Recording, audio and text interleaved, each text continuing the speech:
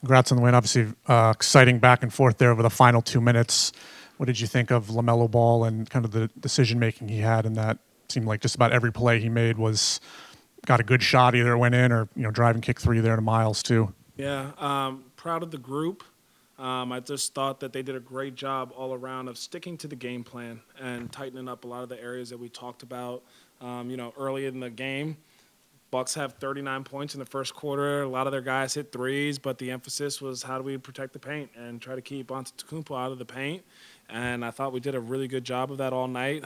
Hold a guy like that to one free throw, I think is a testament to the guy's defensive and competitive discipline, which is really impressive. And then you just talk about at the end of the game, when you need to execute a lot better, I thought we kind of slowed it down, put the ball in Melo's hands, and try to attack the appropriate defenders and then give him the appropriate space around him to be able to just make plays and do his thing. And I thought he did a great job. It's fun to see the box score and, 10 turnovers instead of some of the other numbers that we've seen in the box score. The final defensive possession. I think with about 7 seconds left. I know you haven't watched the film, but can you kind of just walk what you remember and kind of maybe what triggered Giannis from deciding to drive and settling for the pull up?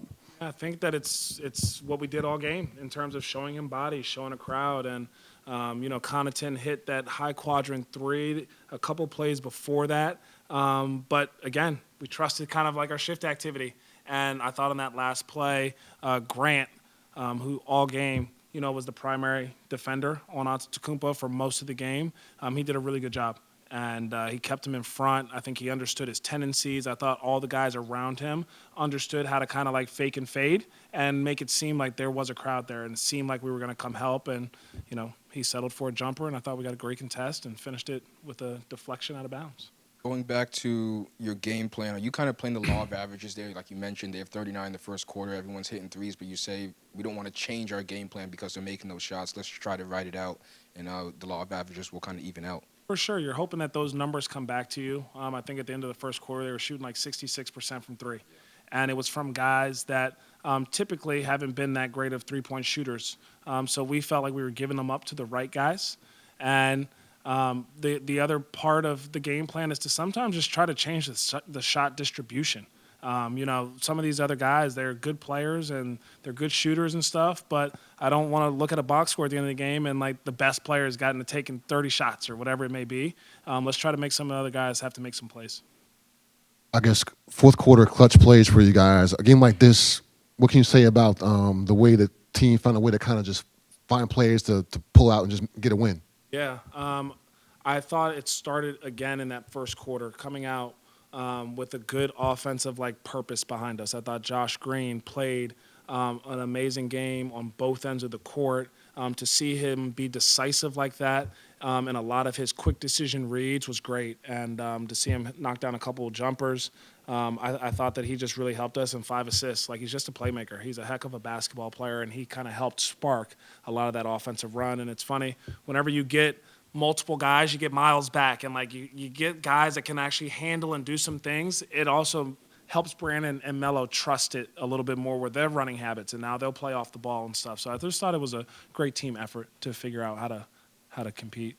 I was going to ask you about him. I mean, he had, I think, total of 4 points in the last 3 games, but to have 10 in the first quarter, as you mentioned, 5 rebounds. Just can you explain just when he's playing that way, how much of a boost it gives you guys, especially with LaMelo in the backcourt with him? Yeah, it gives us a boost. It gives him a boost. But I always trust that he's going to come through whatever he's going through on the court because he's a worker and he cares so much. And, he's just got the right type of Hornets DNA and character to him. And so I know it was only 4 points the last couple games, but to me it's not about points with him. It's his overall impact that he has on winning and to our whole team spirit. I think that it was really cool to see him have a great game today. Nothing about what Musa does looks easy, but can you talk about how he kind of makes the game easy for himself when he's on a roll? He catches the ball, makes a quick decision. He gets a rebound, makes a quick decision. How much does that kind of play into getting those second chance points and allowing the game to be easier for him? Yeah, he's hungry. I think he's hungry to play. He's hungry to compete. He's hungry for every offensive rebound.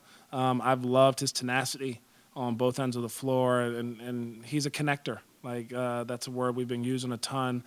He does it defensively with his communication and his versatility, and then offensively, he's connecting us by offensive rebounding and then kicking out to guys for dagger threes, or even that little post move he had today into shot clock. Like it's kind of sweet to see that happen for him. So I think the basketball usually rewards you whenever you play with that type of energy and effort. And so it's always good to see him come up with some 50-50 balls and competitive plays.